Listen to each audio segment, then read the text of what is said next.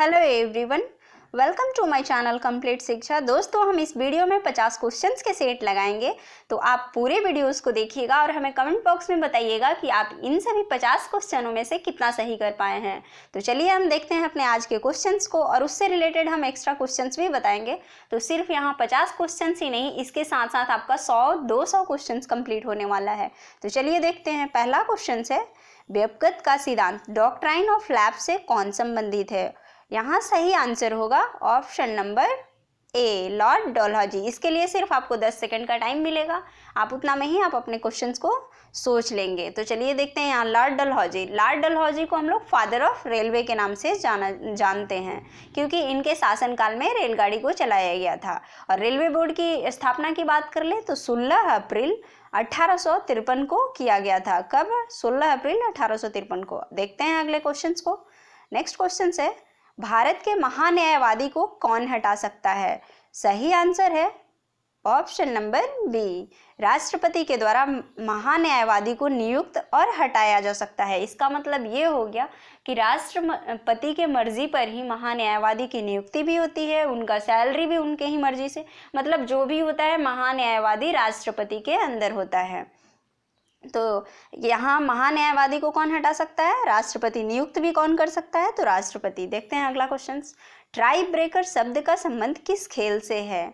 आप इसका आंसर करेंगे तो यहाँ आपका सही आंसर हो जाएगा ऑप्शन नंबर डी। इसके लिए सिर्फ आपको 10 सेकंड एकदम बस सोचना है, क्वेश्चन देखना है और आंसर लगाना है। यदि आपको क्वेश्चंस का लेवल इजी लग रहा होगा तो आप हमें कमेंट बॉक्स में ये भी बताइएगा, क्योंकि ये पहला सेट है तो आपको धीरे धीरे लेवल को बढ़ाया जाएगा। तो हम देखते हैं। तो हमारा यहाँ नेक्स्ट क्वेश्चन है, मुंगेर किसकी राजधानी थी? मुंगेर किसकी राजधानी थी? सही आंसर है आपका मीर कासिम।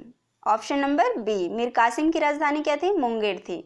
अब देखिए, ये जो है 1760 ईस्वी में क्या किया था कि अपना जो इसका राजधानी पहले जो था मुर्शिदाबाद था, और मुर्शिदाबाद से मीर कासिम ने मुंगेर को बना लिया था।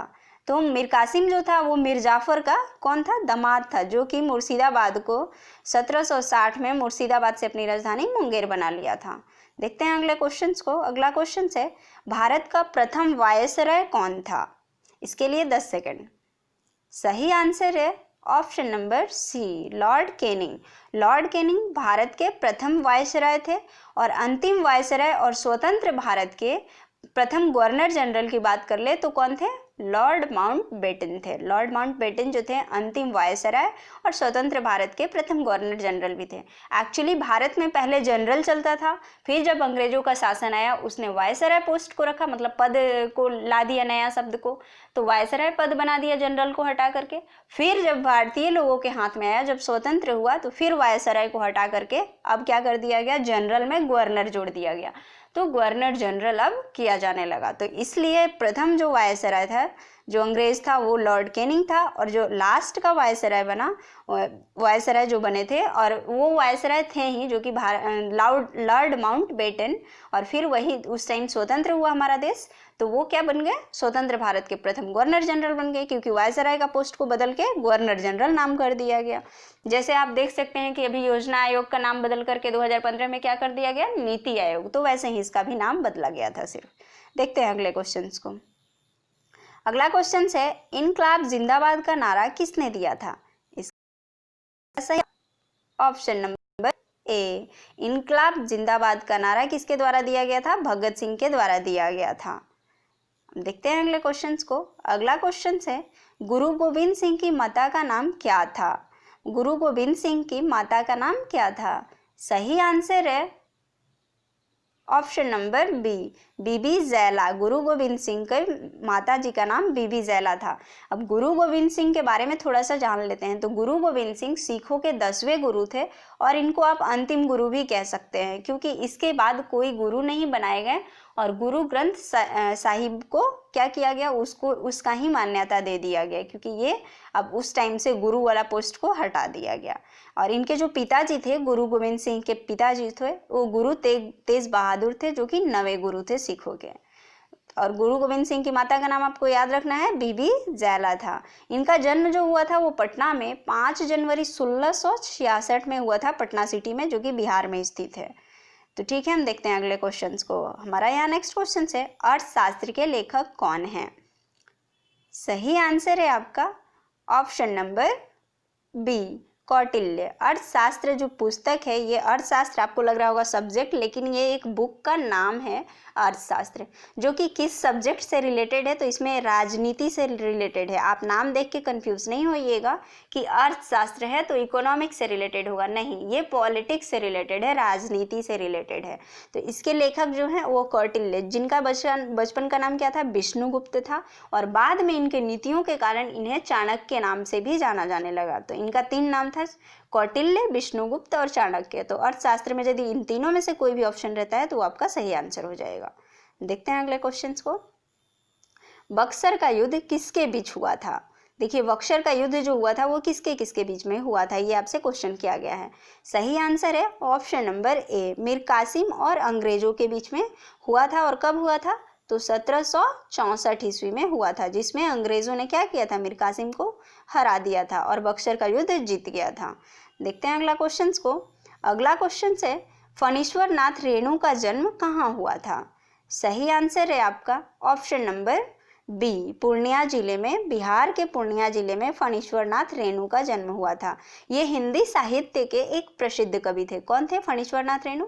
एक प्रसिद्ध कवि थे। इनका एक उपन्यास था मैला आंचल, जो कि आंचलिक उपन्यास था, और इन्होंने आंचलिक आंदोलन का एक बहुत ही बड़ा रूप, मतलब शुरुआत कहें आंचलिक आंदोलन का, तो वो मैला आंचल के थ्रू ही शुरुआत किया गया था फणीश्वर नाथ रेणु के द्वारा। ये पूछा जा सकता है आपसे क्वेश्चन कि मैला आंचल किसकी रचना है, तो आप लगाएंगे फणीश्वर नाथ रेणु का। अगला क्वेश्चन है, संतरा किसका प्रबल स्रोत है? तो संतरा किसका प्रबल स्रोत है? सही आंसर है आपका ऑप्शन नंबर सी, विटामिन। संतरा जो है किसका सही आंसर, किसका प्रबल स्रोत है, मतलब सबसे ज़्यादा संतरे में क्या मिलता है? तो विटामिन मिलता है। और विटामिन में कौन सा विटामिन मिलता है? तो विटामिन सी मिलता है, जिसका रासायनिक नाम होता है एस्कॉर्बिक एसिड, जिसकी फॉर्मूला जो होती है, क्योंकि रासायनिक नाम है तो फॉर्मूला होगा ही C6H8O6 होता है, एस्कॉर्बिक एसिड का फॉर्मूला होता है ये। और संतरे में सबसे बड़ी एक विशेषता यह है कि इसमें जो मौजूद विटामिन होते हैं, खनिज होते हैं और फ्रक्टोज होते हैं, ये शरीर में पहुंचते ही हमें तुरंत इंस्टेंट एनर्जी देते हैं, मतलब तुरंत की तुरंत हमें ऊर्जा प्रदान करने लगते हैं। क्या? जो संतरा में विटामिन मौजूद होते हैं। नेक्स्ट क्वेश्चन है, कमायनी पुस्तक के रचयिता कौन थे? सही आंसर है जयशंकर प्रसाद। कमायनी नामक पुस्तक को जयशंकर प्रसाद जी ने लिखा था। तो देखिए, यहाँ पर जयशंकर प्रसाद के बारे में जान लेते हैं। तो इनके द्वारा कुछ और भी इम्पोर्टेंट जो बुक्स हैं वो देख लेते हैं। तो आंसू और लहर, जो कि जयशंकर प्रसाद के द्वारा ही लिखित पुस्तक है, ये भी आपके एग्जाम के पॉइंट ऑफ व्यू से बहुत ही इंपॉर्टेंट है, तो आप इसे भी याद रखेंगे। हम देखते हैं नेक्स्ट क्वेश्चन को। हमारा यहाँ नेक्स्ट क्वेश्चन है, पंडित रविशंकर का संबंध किस वाद्य यंत्र से है? सही आंसर हो जाएगा आपका, पंडित रविशंकर प्रसाद क्या बजाते थे? तो वो सितार वादक थे। पंडित रविशंकर का संबंध सितार से था। अगला क्वेश्चन है हमारा, श्वेत क्रांति का संबंध किस क्षेत्र से है? श्वेत क्रांति का संबंध किस से है? तो यहाँ आपका सही आंसर हो जाएगा ऑप्शन नंबर डी, श्वेत क्रांति का संबंध किससे है? दूध से है, मतलब दूध उत्पादन से श्वेत क्रांति का है। बात कर लेते हैं कि इसके जनक कौन थे। श्वेत क्रांति के जनक कौन है? तो डॉक्टर वर्गीस कुरियन, जिनके कि जन्म दिवस पर ही हम लोग विश्व दूध दिवस मनाते हैं। और अभी हमने हाल फिलहाल में ही मनाया, क्या? तो 1 जून को हमने कब मनाया? 1 जून को विश्व दूध दिवस के रूप में हम लोग मनाते हैं। देखते हैं अगले क्वेश्चन को। अगला क्वेश्चन है हमारा, पटना हाईकोर्ट की स्थापना कब हुई थी? यहाँ पर आपका सही आंसर हो जाएगा ऑप्शन नंबर बी, सही आंसर हो जाएगा ऑप्शन नंबर बी, 1916 में पटना हाईकोर्ट की स्थापना की गई थी। अगला क्वेश्चन है, अंतर्राष्ट्रीय महिला दिवस कब मनाया जाता है? आपका सही आंसर हो जाएगा ऑप्शन नंबर सी, 8 मार्च को। 8 मार्च को अंतर्राष्ट्रीय महिला दिवस मनाया जाता है। पूरे विश्व भर में 8 मार्च को यह मनाया जाता है। और इस बार का आपका थीम रहा है, क्योंकि एग्जाम के पॉइंट ऑफ व्यू से थीम भी इम्पॉर्टेंट है, तो इसलिए हम लोग थीम के बारे में भी जानेंगे। तो इसका है, इस बार का थीम 2020 का थीम महिला दिवस का IM generation equality realising women's right. इतना सारा जो महिला सशक्तिकरण को लेकर के सरकार ने क्या मतलब यूएन के द्वारा जो ये मनाया जाता है अंतर्राष्ट्रीय महिला दिवस, तो किस पे ध्यान दिया गया है? महिला सशक्तिकरण को, इक्वालिटी के बारे में किया गया है कि महिलाएं भी इक्वल, मतलब जो हमारा अभी का जनरेशन चल रहा है, इस जनरेशन में महिलाओं को भी बराबर का अधिकार मिले हर क्षेत्र में। देखते हैं अगले क्वेश्चंस को। अगला क्वेश्चन है PSLV का पूर्ण रूप क्या है? यहाँ पर आपको जितने सारे भी क्वेश्चंस देखने को मिल रहे हैं ये पहले आपके एग्जाम में पूछे जा चुके क्वेश्चंस हैं, तो इसलिए आप इन सभी क्वेश्चनों को ध्यान से देखेंगे। देखिए यहाँ पर इसका सही आंसर हो जाएगा option number B, polar satellite launch vehicle. PSLV का फुल फॉर्म क्या हो जाएगा आपका? पोलर सैटेलाइट लॉन्च व्हीकल, इसका पूरा रूप हो जाएगा। अब इसके बारे में कुछ इंपॉर्टेंट क्वेश्चंस की बात करें तो पहली बार PSLV का जो सफल परीक्षण किया गया था वो 2002 में किया गया था। और किसके द्वारा किया गया था? तो यह इसरो के द्वारा किया गया था। और इसकी जो सबसे पहले जब इसका परीक्षण हुआ था तो 1993 में हुआ था, जो कि उस टाइम सक्सेसफुल नहीं हुआ था। तो फिर से दोबारा इसको 2002 में सफलतापूर्वक किया गया। और इस PSLV के थ्रू क्या चीज़ लॉन्च किया गया था? तो मैटसैट को, जो कि आपको मानसून के बारे में जानकारी देता है।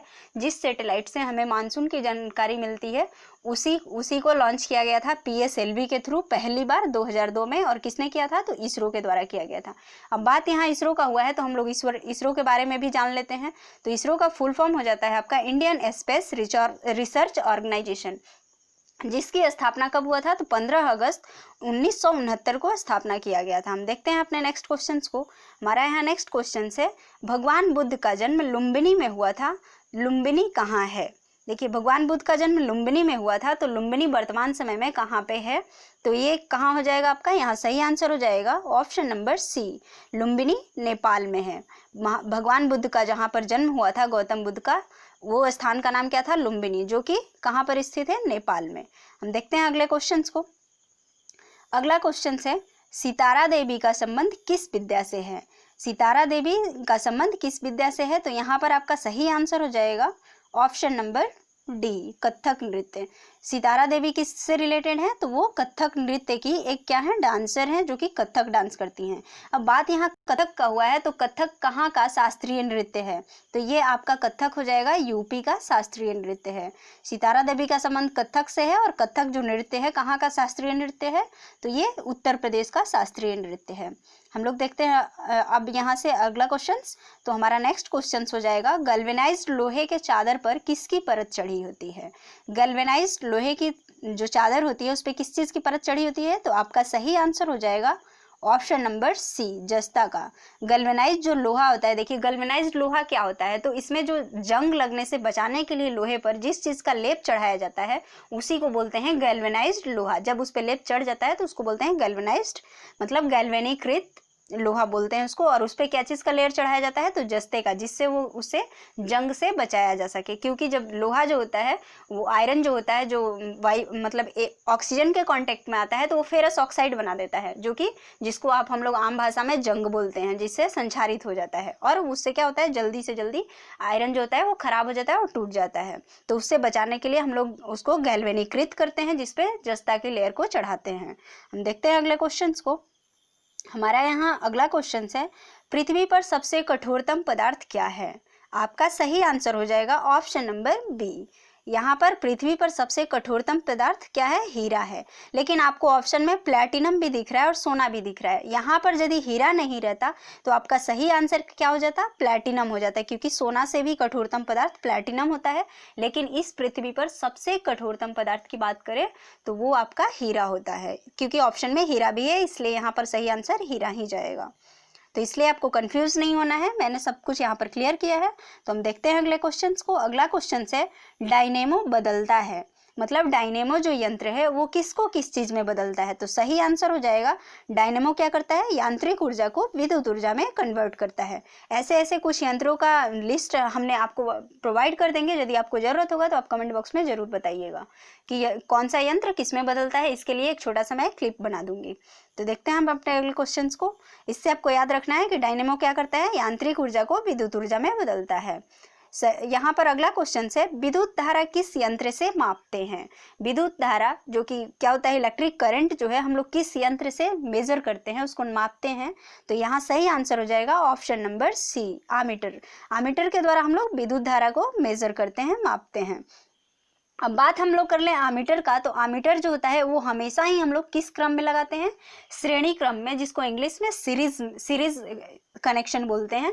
तो सीरीज कनेक्शन में हम लोग क्या करते हैं, श्रेणी क्रम में आमीटर को लगाते हैं। और जिसका आइडियल केस को माने तो उसमें जो प्रतिरोध होता है, जो रेजिस्टेंस होता है, वो हमेशा 0 होता है। लेकिन मैंने यहाँ पर बोला है आइडियल केस, आइडियल और प्रैक्टिकल में डिफरेंस होता है। तो आइडियल केस में हमेशा आमीटर का प्रतिरोध 0 होता है। ये भी आपसे पूछ लिया जाता है कि आदर्श आमीटर का प्रतिरोध कितना होता है, तो याद रखेंगे कितना होता है, 0 होता है। तो हम देखते हैं अगले क्वेश्चन को। अगला क्वेश्चन है हमारा यहाँ पर, एड्स का पूर्ण रूप क्या है? एड्स का आपका पूर्ण रूप पूछा गया है। यहाँ पर आपका सही आंसर हो जाएगा, एड्स का पूर्ण रूप क्या है? तो सही आंसर हो जाएगा आपका ऑप्शन नंबर ए, एक्वायर्ड ह्यूमन डिफिशियंसी सिंड्रोम।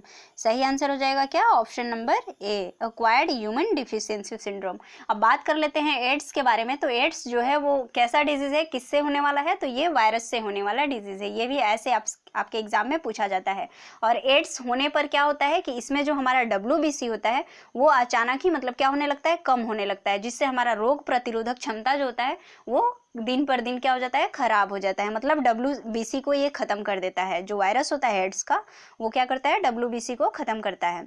अब एड्स का यहाँ इस क्वेश्चन से आपको याद रखना है कि एड्स का फुल फॉर्म होता है एक्वायर्ड ह्यूमन डिफिशियंसी सिंड्रोम। हम देखते हैं अपने अगले क्वेश्चन को। हमारा यहाँ अगला क्वेश्चन है, ग्लोबल वार्मिंग के लिए सबसे उत्तरदायी गैस कौन सा है? क्वेश्चन पे आपको ध्यान रखना है, सबसे उत्तरदायी गैस हमने पूछा है आपसे। तो यहाँ पर सही आंसर हो जाएगा ऑप्शन नंबर ए, कार्बन डाइऑक्साइड। ग्लोबल वार्मिंग के लिए सबसे जो कोई रिस्पॉन्सिबल है कोई गैस, तो वो क्या है, कार्बन डाइऑक्साइड, CO2।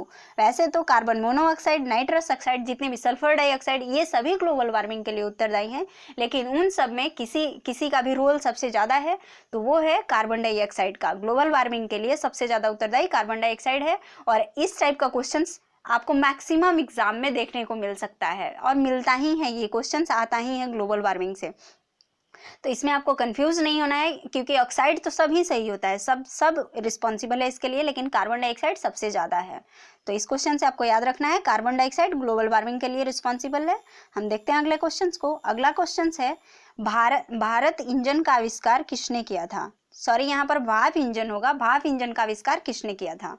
तो यहाँ पर आपका सही आंसर क्या हो जाएगा, जेम्स वाट। जेम्स वाट के द्वारा भाप इंजन का आविष्कार किया गया था। जेम्स वाट ने क्या किया था, भाप इंजन का आविष्कार किया था। हम देखते हैं अगले क्वेश्चन को। अगला क्वेश्चन है यहाँ पर, कौन सा शब्द इंटरनेट कार्य प्रणाली से संबंधित नहीं है?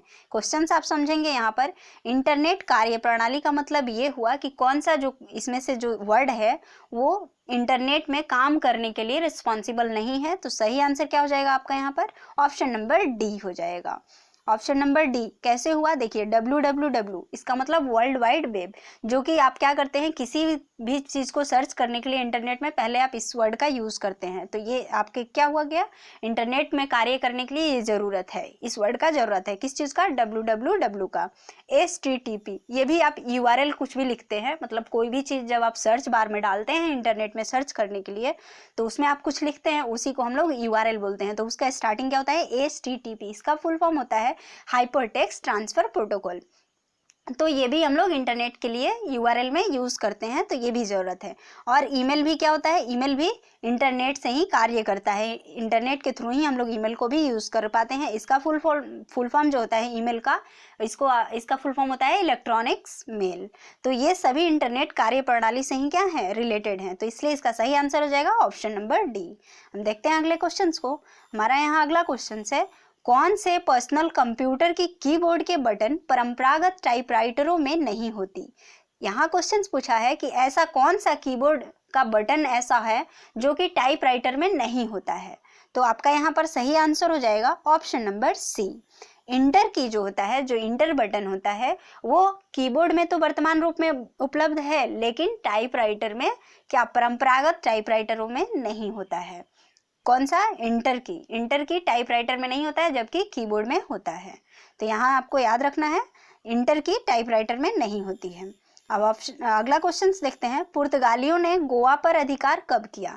यहाँ पर आपका क्वेश्चन क्या है, पुर्तगालियों ने गोवा पर अधिकार कब किया। सही आंसर हो जाएगा आपका यहाँ पर कब किया है, तो 1510 ईस्वी में किया गया है। कब, 1510 ईस्वी में, ऑप्शन नंबर सी। पुर्तगालियों ने गोवा पर अधिकार कब किया था, 1510 ईस्वी में। अब बात यहाँ से हम लोग कर ले कुछ, तो सबसे पहले गोवा पर कब्जा किसने किया था, तो उसका जो नाम था, जो पुर्तगाली था, उसका नाम था अल्फांसो द अल्बुकार्क, जिसका नाम था क्या, अल्फांसो द अल्बुकार्क। और इसलिए, और इससे जब मुक्ति हुआ था, तो कब मुक्ति हुआ था, मतलब पुर्तगालियों ने कब छोड़ा था गोवा को, तो 19 दिसंबर 1961 को उन्होंने छोड़ दिया था। इसलिए हम लोग 19 दिसंबर को गोवा मुक्ति दिवस के रूप में मनाते हैं। तो यहाँ से आप ये याद रखेंगे कि गोवा मुक्ति दिवस 19 दिसंबर को मनाया जाता है, क्योंकि उस दिन से पुर्तगालियों के अधिकार क्षेत्र से गोवा क्या हुआ था, अलग हो गया था। उन लोगों ने, उनका अधिकार क्षेत्र वहां पर समाप्त हो गया था। कब, 19 दिसंबर 1961 को। तो इसलिए हम लोग गोवा मुक्ति दिवस के रूप में 19 दिसंबर को मनाते हैं। अब देखिए, गोवा राज्य के रूप में कब बनाया गया, तो गोवा राज्य दिवस और गोवा मुक्ति दिवस ये दोनों ही अलग है। उस टाइम में पुर्तगालियों का अधिकार खत्म हुआ था, और जब राज्य के रूप में अपनाया गया, इसको अपनाया गया था राज्य के रूप में 30 मई 1987 को। तो इसलिए हम लोग 30 मई को गोवा राज्य दिवस के रूप में मनाते हैं। मुक्ति दिवस 19 दिसंबर और 30 मई गोवा राज्य दिवस। तो हम देखते हैं अगले क्वेश्चंस को। हमारा यहाँ अगला क्वेश्चन है, पालक के पत्ते किसके सबसे अच्छे स्रोत हैं। यहाँ पर ऑप्शन हो जाएगा आपका सही, ऑप्शन नंबर बी, आयरन। पालक के पत्तों में सबसे ज्यादा क्या पाया जाता है, आयरन पाया जाता है। तो यहाँ से आपको याद रखना है कि पालक का पत्ता में क्या चीज सबसे ज्यादा मात्रा में मिलता है, तो आयरन सबसे ज्यादा मात्रा में मिलता है। हम देखते हैं अपने अगले क्वेश्चन को। अगला क्वेश्चन है हमारा यहाँ पर, अंग्रेजों को सुनहरा फरमान कब प्रदान किया गया था। सही आंसर हो जाएगा आपका कि अंग्रेजों को कब सुनहरा फरमान दिया गया था, तो सही आंसर हो जाएगा ऑप्शन नंबर डी, 1632 ईस्वी में अंग्रेजों को सुनहरा फरमान प्रदान किया गया था। अगला क्वेश्चन है यहाँ पर, बुलंद दरवाजा कहाँ स्थित है। बुलंद दरवाजा आपका कहाँ पर स्थित है, तो यहाँ सही आंसर है ऑप्शन नंबर ए, फतेहपुर सीकरी में। बुलंद दरवाजा जो है फतेहपुर सीकरी में है। वर्तमान समय में बात कर लें तो ये कहाँ पर आता है, तो यूपी में आता है, फतेहपुर सीकरी। बुलंद दरवाजा को किसने बनवाया था, तो बुलंद दरवाजा बनवाया था अकबर ने। मुगल शासक अकबर के द्वारा यह बुलंद दरवाजा का निर्माण किया गया था। और ये आपसे ये भी पूछा जा सकता है कि बुलंद दरवाजा जो है वो किस कला से संबंधित है, तो इसका जो संबंध है वो किस कला का उदाहरण है, ये स्थापत्य कला का उदाहरण है। बुलंद दरवाजा स्थापत्य कला का उदाहरण है और फतेहपुर सीकरी में बनवाया गया, किसके द्वारा, तो अकबर के द्वारा। हम देखते हैं अगले क्वेश्चन को। अगला क्वेश्चन है हमारा यहाँ पर, जातक किसका पवित्र ग्रंथ है। सही आंसर हो जाएगा ऑप्शन नंबर बी, बौद्ध का पवित्र ग्रंथ है जातक। देखिए, आप इसको ट्रिक से याद रख सकते हैं, ज से जैन भी होता है और ज से जातक भी होता है। तो यहाँ पर जस्ट इसका उल्टा याद रखना है कि जातक है तो यहाँ जैन नहीं होगा, तो किसका होगा, बौद्ध का होगा। ये दोनों धर्म ही ज्यादा इंपॉर्टेंट है। जातक, अब बात हुआ है जातक का, तो ऐसा ही है कि जैनों का भी पवित्र ग्रंथ है जिसका नाम क्या है, आगम। तो आगम जो है वो जैन से रिलेटेड है और जातक जो है किससे रिलेटेड है, तो बौद्ध धर्म से रिलेटेड है। इसमें क्या है कि बुद्ध के बारे में जितनी भी उनके पूर्व जन्म की कहानियां हैं, पूर्व जन्म के बारे में पूरा विस्तार से वर्णन किया गया है, किस ग्रंथ में, जातक ग्रंथ में। तो हम देखते हैं इसमें अगले क्वेश्चन को। हमारा यहाँ अगला क्वेश्चन है, तने की कटाई का प्रयोग किसे पुनः उगाने के लिए किया जाता है। हम यहाँ पर देख लेते हैं कि कौन कौन सा ऑप्शन में है हमारा, गन्ना है, केला है, कपास है और पटसन है। तो तने की कटाई मतलब कि उसके ब्रांच को काट काट करके फिर से दोबारा किसको उपजाया जाता है, तो सही आंसर हो जाएगा ऑप्शन नंबर ए, गन्ना। गन्ना की खेती के लिए हम लोग क्या करते हैं कि गन्ना को ही पहले पार्ट वाइज काट देते हैं, जहां पर उसका पोर होता है, मतलब जहां से वो दो जगह पे ज्वाइंट होता है, उसको क्या करते हैं, अलग निकालते हैं और उसी से उसको लगाया जाता है। तो इसमें क्या होता है कि उसके तने को ही काट करके फिर दोबारा से उसका क्या किया जाता है, उसको लगाया जाता है। तो तने की कटाई के द्वारा गन्ना की उपज की जाती है, गन्ना का हम लोग पुनः उत्पादन करते हैं। तो हम देखते हैं अगले क्वेश्चन को। अगला क्वेश्चन है यहाँ पर, स्वेज नहर भूमध्य सागर को किसके साथ जोड़ता है। सही आंसर हो जाएगा ऑप्शन नंबर डी, स्वेज नहर भूमध्य सागर को लाल सागर से जोड़ता है। अब बात कर ले स्वेज नहर का, तो स्वेज नहर को 26 जुलाई 1956 को मिस्र के राष्ट्रपति कर्नल नासिर के द्वारा राष्ट्रीयकरण किया गया था। मतलब उस दिन राष्ट्रीयकरण हुआ था, कब? 26 जुलाई 1956 को स्वेज नहर का। और स्वेज नहर जो है वो भूमध्य सागर को लाल सागर से क्या करता है? जोड़ता है। तो हम देखते हैं अगले क्वेश्चन को। अगला क्वेश्चन है हमारा यहाँ पर, कौन सा रक्त समूह सर्वदाता कहलाता है? सर्वदाता यूनिवर्सल डोनर, जो सबको दे सकता है। तो यहाँ सही आंसर हो जाएगा ऑप्शन नंबर बी। कौन सा रक्त समूह? तो जो ऑप्शन नंबर, जो रक्त ग्रुप है, जो ब्लड ग्रुप है वो क्या करता है? यूनिवर्सल डोनर होता है, मतलब वो सबको दे सकता है। जो भी रक्त ग्रुप ओ वाले लोग होंगे, ब्लड ग्रुप वाले, तो वो वाले सबको दे सकते हैं। अब यूनिवर्सल एक्सेप्टर की बात कर ले, मतलब सर्वग्राही, जो सबसे ले सकता है, तो वो है आपका ए बी। तो आपको याद रखना है कि यूनिवर्सल डोनर ओ होता है, यूनिवर्सल एक्सेप्टर जो होता है वो क्या होता है? ए बी होता है। मतलब कि जो सर्वदाता होता है वो ओ होता है और सर्वग्राही जो होता है वो ए बी होता है। तो हम देखते हैं अगले क्वेश्चन को। अगला क्वेश्चन है यहाँ पर हमारा, वेलिंगटन कप किस खेल से संबंधित है? वेलिंगटन कप का संबंध किस खेल से है?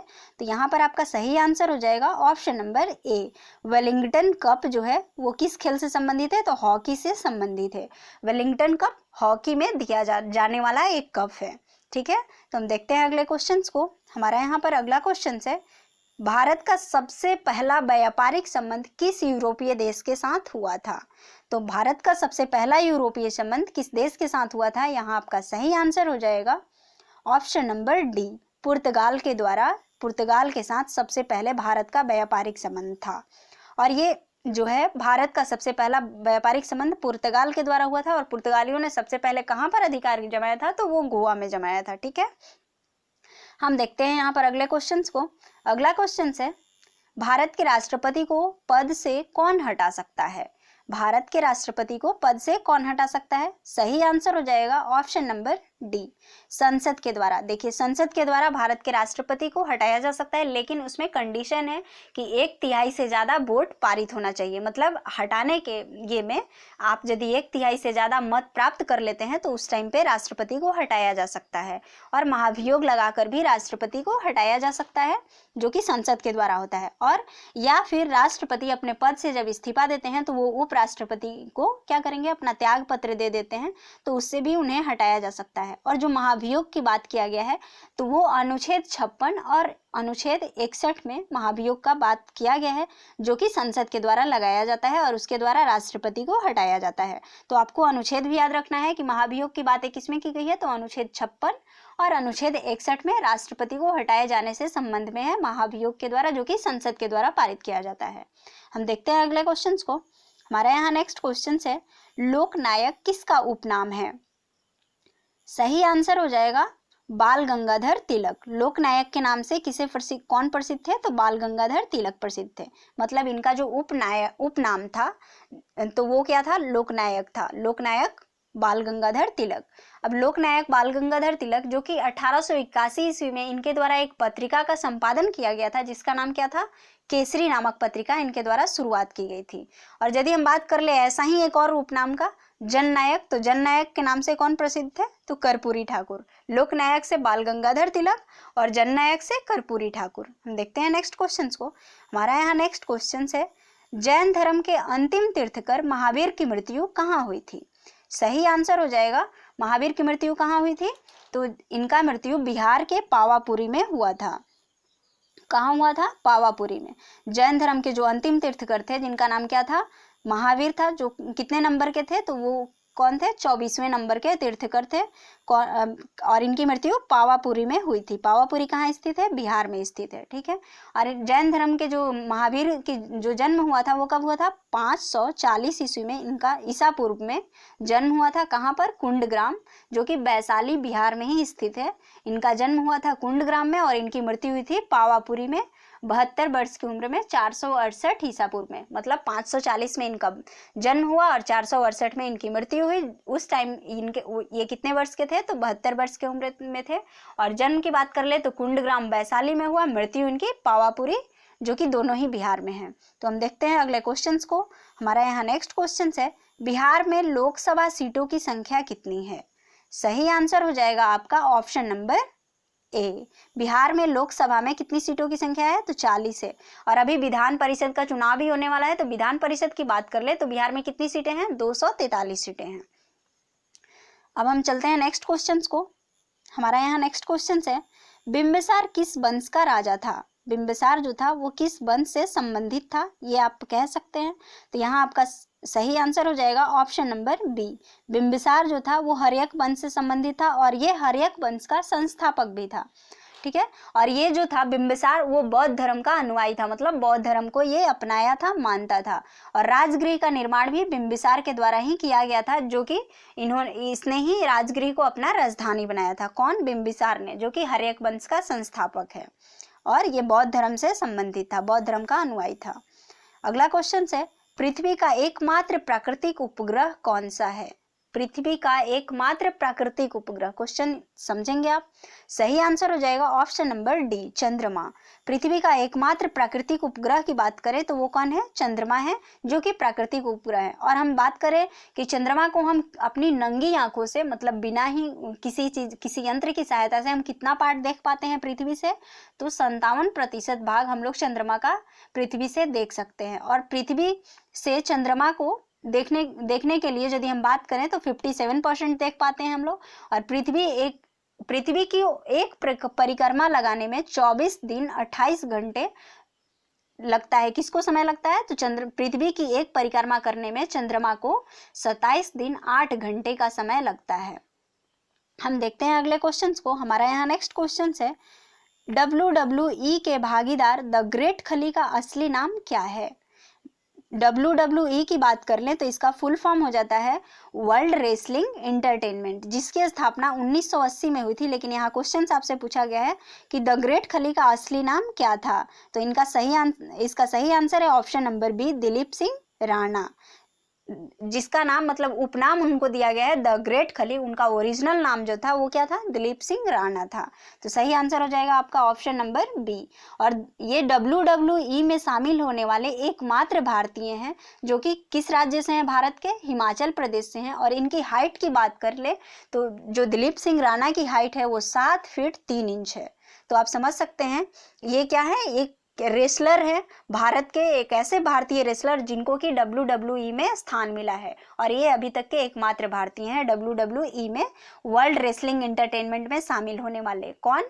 दिलीप सिंह राणा। और दिलीप सिंह राणा को अब किस नाम से हम लोग जानते हैं? तो द ग्रेट खली। हम देखते हैं अगले क्वेश्चन को। हमारा यहाँ नेक्स्ट क्वेश्चन है, राज्यसभा का सदस्य बनने के लिए आवश्यक उम्र कितनी होनी चाहिए? सही आंसर हो जाएगा ऑप्शन नंबर सी। राज्यसभा में सदस्य होने के लिए आपकी उम्र 30 वर्ष होनी चाहिए। ठीक है। और राज्यसभा में हम बात कर ले, राष्ट्रपति के द्वारा कितने सदस्यों को मनोनीत किया जाता है? तो 12 सदस्यों को मनोनीत किया जाता है। मतलब कि 12 सदस्यों को शामिल करने का अधिकार राष्ट्रपति के पास होता है। और उसके लिए उम्र कितनी होनी चाहिए? 30 वर्ष होनी चाहिए। हम देखते हैं नेक्स्ट क्वेश्चन को। हमारा यहाँ नेक्स्ट क्वेश्चन है, बंगाल विभाजन कब हुआ था? बंगाल का विभाजन कब किया गया था? सही आंसर है ऑप्शन नंबर बी, 1905 में बंगाल विभाजन किया गया था। और ये किसके द्वारा किया गया था? तो लॉर्ड कर्जन ने किया था। और इसके विरोध में कौन कौन सा आंदोलन किया गया था? तो स्वदेशी आंदोलन कोलकाता के टाउन हॉल में आयोजित किया गया था। कब? 1905 में ही। लेकिन उससे भी ये बंगाल विभाजन को रोक नहीं पाए थे। स्वदेशी आंदोलन के बाद भी नहीं रोक पाया गया था। और ये जो है लॉर्ड कर्जन ने बंगाल का विभाजन कर दिया था। कब? 1905 में। तो आप याद रखेंगे बंगाल विभाजन 1905 में हुआ था। हम देखते हैं नेक्स्ट क्वेश्चंस को। जसपाल राणा किस खेल से संबंधित है? ये भी भारतीय खिलाड़ी हैं और किस खेल से संबंधित है? तो यहाँ आपका सही आंसर हो जाएगा ऑप्शन नंबर डी, निशानेबाजी। जसपाल राणा का संबंध क्या है? ये निशानेबाजी है, मतलब निशानेबाजी से है। ये एक शूटर है भारत के। और जसपाल राणा क्या है? शूटर है, निशानेबाज है। और भारत में जितने भी निशानेबाज हैं, ये भारत का एकमात्र ऐसा खेल है जिसमें सारे भारतीय मतलब सबसे अच्छा प्रदर्शन करते हैं। सारे देशों से अच्छा प्रदर्शन भारत का ही होता है। किसमें? निशानेबाजी में, मतलब शूटिंग में सबसे अच्छा प्रदर्शन भारतीय खिलाड़ियों का रहता है। हम देखते हैं नेक्स्ट क्वेश्चन को। हमारे यहाँ नेक्स्ट क्वेश्चन है, दिल्ली के लाल किले में स्थित मोती मस्जिद को किसने बनवाया था? आपका सही आंसर हो जाएगा, सही आंसर क्या हो जाएगा? औरंगजेब। दिल्ली के लाल किले में स्थित मोती मस्जिद का निर्माण किसने करवाया था? तो औरंगजेब के द्वारा करवाया गया था। इससे रिलेटेड एक और क्वेश्चंस बनता है कि आगरा के लाल किले में जो मोती मस्जिद बनवाया गया है वो किसने बनवाया है। तो इसलिए आप इन दोनों क्वेश्चंस को ध्यान में रखेंगे कि दिल्ली का मोती मस्जिद के बारे में बात किया गया है, दिल्ली के लाल किले का मोती मस्जिद या फिर आगरा के लाल किले का मोती मस्जिद पूछा गया है। तो आगरा के लाल किले का मोती मस्जिद पूछेगा तो उसको शाहजहां ने बनवाया है, और दिल्ली के लाल किले का यदि मोती मस्जिद का बात किया जा रहा है तो वो औरंगजेब के द्वारा बनवाया गया है। और औरंगजेब ने बीबी का मकबरा भी बनवाया था, जो कि कहाँ पर बनवाया गया है, तो महाराष्ट्र के औरंगाबाद में बनवाया है, जिसे हम लोग किस नाम से जानते हैं, तो इसको आगरा के जो ताजमहल है, ताजमहल के फूहड़ नकल के नाम से जाने जाते हैं किसको, बीबी के मकबरा, जो कि औरंगाबाद में, महाराष्ट्र औरंगाबाद में बनाया गया है। और वो औरंगजेब के द्वारा ही, मतलब ताजमहल के देख करके ही वैसा ही बनाया गया है, लेकिन इसलिए हम लोग उतना अच्छा नहीं है जैसा कि आगरा का ताजमहल है, इसलिए उसको क्या कहा जाता है, ताजमहल के फूहड़ नकल के नाम से जाना जाता है। तो ये भी आप याद रखेंगे। हम देखते हैं नेक्स्ट क्वेश्चन को। हमारा यहाँ नेक्स्ट क्वेश्चन है, राजा भोज किस वंश से संबंधित हैं। सही आंसर हो जाएगा ऑप्शन नंबर सी। राजा भोज का संबंध किस वंश से है, परमार वंश से। ठीक है, तो राजा भोज जो थे वो किस वंश से संबंधित है, परमार वंश से। यदि आपको हमारी वीडियो अच्छी लगती है तो आप हमारे इस पूरे सीरीज को कंप्लीट पूरा वीडियोस देखें, और आपको अच्छा लगता है, आप हमारे चैनल पर नए हैं तो आप हमारे चैनल को सब्सक्राइब भी कर लें। ऐसा ही सेट आपको डेली मिलते ही रहेगा हमारे इस चैनल पर, तो आप इसलिए आप इसे डेली देखें। Thank you.